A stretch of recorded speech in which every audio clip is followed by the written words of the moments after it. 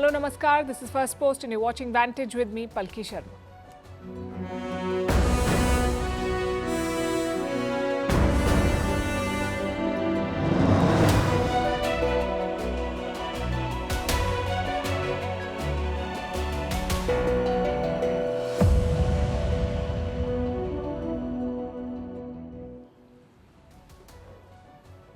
Israeli forces have captured Gaza's border with Egypt. Will this trigger a new showdown? Iran's leader Khamenei has reached out to protesting American students. He's praising them and asking them to read the Quran. We'll tell you why. Meanwhile, NATO is worried about its eastern flank. Apparently, it has only 5% of the capability to protect it from a Russian airstrike.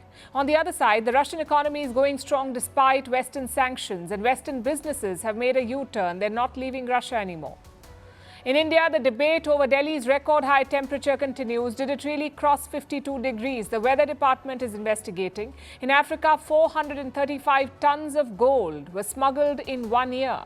A new report shows how rampant this practice is. Nigeria has got a new old national anthem.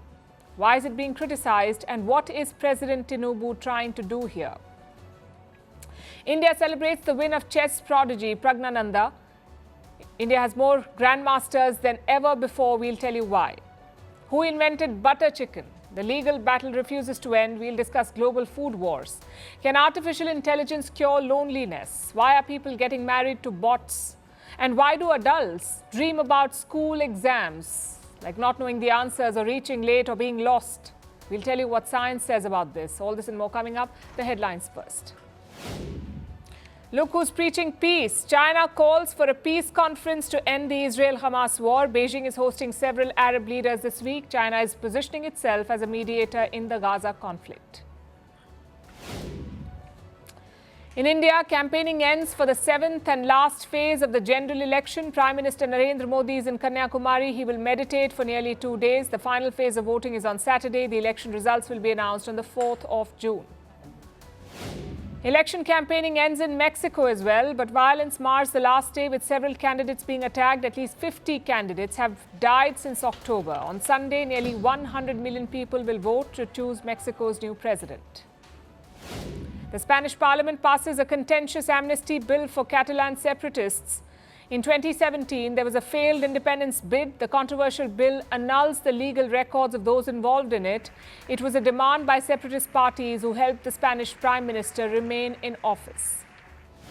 Senegal's new president, on his first visit to junta-ruled Mali and Burkina Faso, he wants to strengthen ties with the two states who have quit the regional bloc ECOWAS. In April, the Senegalese leader became Africa's youngest elected president. And French pharmacists on their first strike in a decade. They're protesting over drug shortages, low prices, and the threat from medicines being sold online. In the last 10 years, around 2,000 pharmacies have gone out of business across France. South Africa's May 29th elections. It was the start of change in the country. We are on the verge of history. I am standing here at the forefront of change, where voices echo the call for action. The nation grapples with an unemployment crisis. As South Africans prepare to cast their votes, the question looms: will the winds of change usher in a new era, or will the legacy of the past maintain its grip on the future?